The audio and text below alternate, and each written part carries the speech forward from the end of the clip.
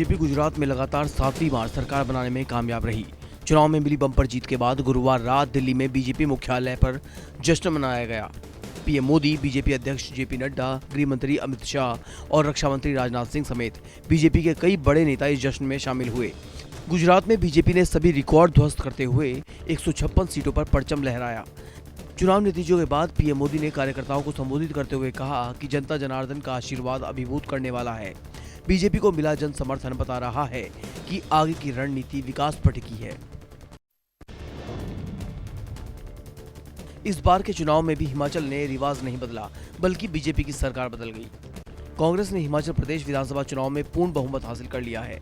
कांग्रेस ने 68 विधानसभा सीटों में से 40 पर जीत दर्ज की, जबकि बीजेपी को महज 25 सीटों पर संतोष करना पड़ा। बीजेपी के 10 में से 8 मंत्री चुनाव हार गए। वहीं आम आदमी पार्टी पहाड़ में खाता भी नहीं खोल पाई।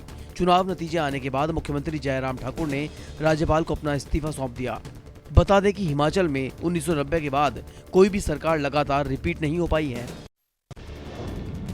हिमाचल की जनता की जीत हुई है। हिमाचल की जनता ने जो है कांग्रेस को मौका दिया है कि आप सरकार चलाइए, क्योंकि 5 साल वो पूरी तरह से त्रस्त थी उस सरकार से, जो भाजपा की सरकार थी, और वो बदलाव चाह रही थी और परिवर्तन के लिए, बदलाव के लिए उन्होंने वोट दिया। भाजपा सरकार की नीतियों की वजह से जनता परेशान थी और उन्होंने कांग्रेस को सत्ता दी।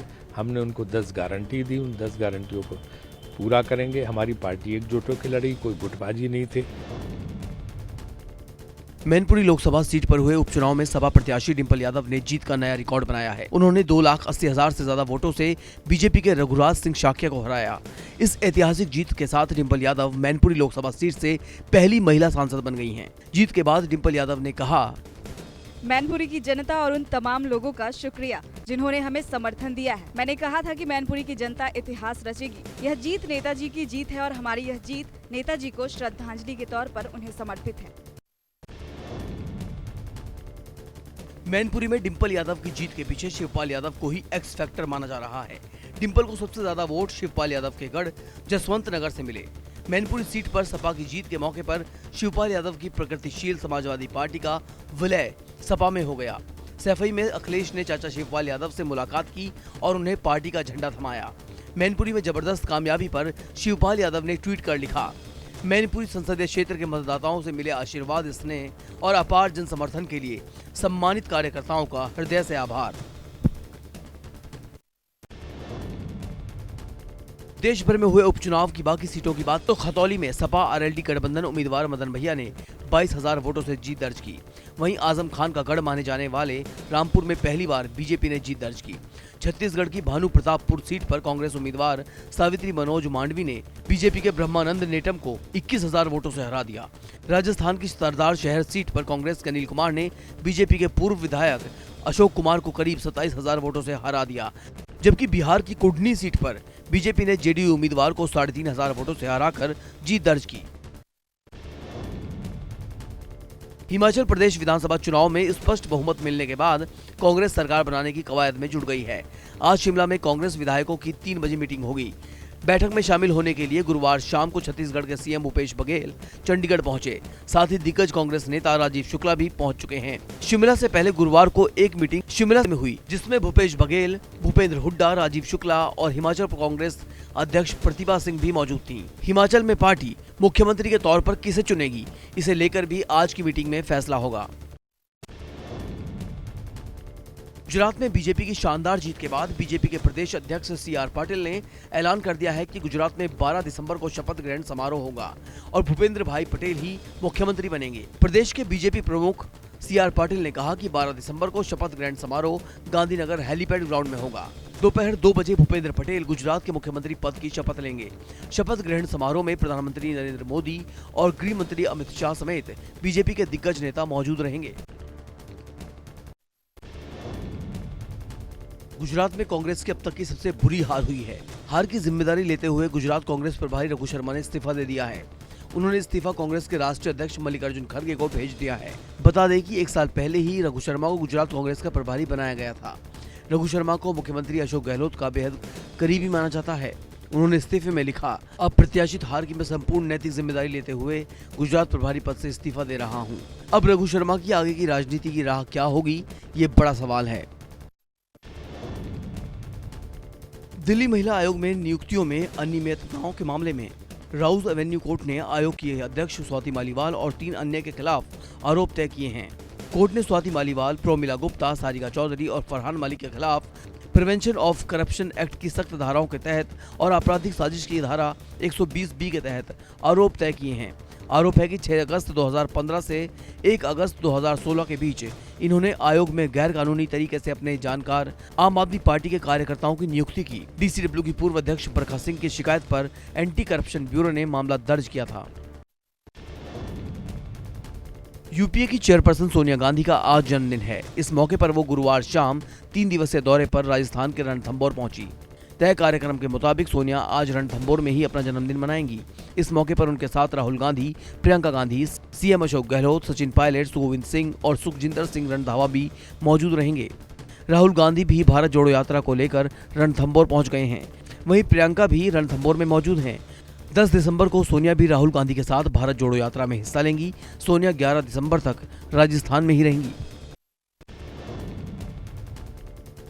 राजस्थान में अगले साल के बजट को लेकर तैयारियां शुरू कर दी गई हैं। सीएम अशोक गहलोत आज बजट पर सुझाव लेंगे। वो मुख्यमंत्री कार्यालय में किसान और अन्य संगठनों से बजट को लेकर संवाद करेंगे। ये संवाद 11 बजे से शुरू होगा। इसके लिए अफसरों ने भी तैयारी कर ली है। माना जा रहा है कि सीएम अशोक गहलोत राज्य विधानसभा का बजट 17 फरवरी के बजाय जनवरी में बुला सकते हैं। ऐसी चर्चा है कि सीएम बजट जल्दी पेश कर अगले चुनाव पर फोकस करेंगे और बजट में जनता के लिए जमकर लुभावनी घोषणाएं की जाएंगी, जिससे कांग्रेस दोबारा सरकार बना सके। यूपी के सीएम योगी आदित्यनाथ आज कानपुर दौरे पर रहेंगे। योगी कानपुर के लोगों को 330 करोड़ रुपए की परियोजनाओं की सौगात देंगे। इसमें खिलाड़ियों के प्रशिक्षण के लिए बनाया गया द स्पोर्ट्स हब भी शामिल है। इसे सीएम योगी आदित्यनाथ का ड्रीम प्रोजेक्ट बताया जा रहा है। इसके साथ ही सीएम योगी आज प्रबुद्ध सम्मेलन में शिरकत करेंगे और कई योजनाओं का लोकार्पण व शिलान्यास करेंगे। मुख्यमंत्री यहां करीब 2.5 घंटे तक रुकेंगे। इस दौरान स्मार्ट सिटी, एयरपोर्ट और मेट्रो समेत कानपुर के विकास कार्यों को लेकर प्रदर्शनी भी लगाई जाएगी। पश्चिम बंगाल की सीएम ममता बनर्जी आज पीएम मोदी की ओर से बुलाई गई दूसरी G20 अध्यक्षता बैठक में भाग लेंगी। सीएम बनर्जी कालीघाट स्थित अपने आवास से वर्चुअली बैठक में शामिल होंगी। पीएम मोदी ने इसकी सफलता के लिए राजनीतिक दलों से सहयोग मांगा और उन्हें हितधारक करार दिया। पीएम ने देश के सभी राजनीतिक दलों से कहा कि भारत की G20 अध्यक्षता देश के लिए एक सम्मान है, जिस पर हम भारतीयों को गर्व होना चाहिए। G20 में भारत की अध्यक्षता के महत्व पर जोर देने के लिए एक बैठक की गई थी। यूपी ग्लोबल इन्वेस्टर समिट के सफल आयोजन के लिए सीएम योगी के मंत्री विदेश के दौरे पर हैं। समिट में निवेशकों को आमंत्रित करने के लिए राज्य सरकार के मंत्री आज से 17 देशों का दौरा करेंगे। विधानसभा अध्यक्ष सतीश महाना समेत प्रदेश सरकार के कई मंत्री अगले वर्ष फरवरी में आयोजित ग्लोबल इन्वेस्टर समिट के लिए निवेशकों को आमंत्रित करेंगे। समिट के लिए अब तक 379 निवेशक 1.62 लाख करोड़ से अधिक का निवेश कर चुके हैं। प्रदेश सरकार के मुताबिक इसमें 6 लाख से अधिक रोजगार सृजित होंगे। जोधपुर में एक शादी समारोह में हादसे की वजह से खुशियां मातम में बदल गई। यहां शादी में 5 गैस सिलेंडर में ब्लास्ट होने से बड़ा हादसा हो गया। हादसे में दूल्हे और उसके माता पिता सहित 60 लोग झुलस गए। वहीं 2 बच्चों की मौत हो गई है। हादसा शेरगढ़ के पास भूंगरा गांव में गुरुवार दोपहर 3:15 बजे हुआ। बताया जा रहा है कि जिस जगह पर यह हादसा हुआ वहां काफी संख्या में बाराती मौजूद थे।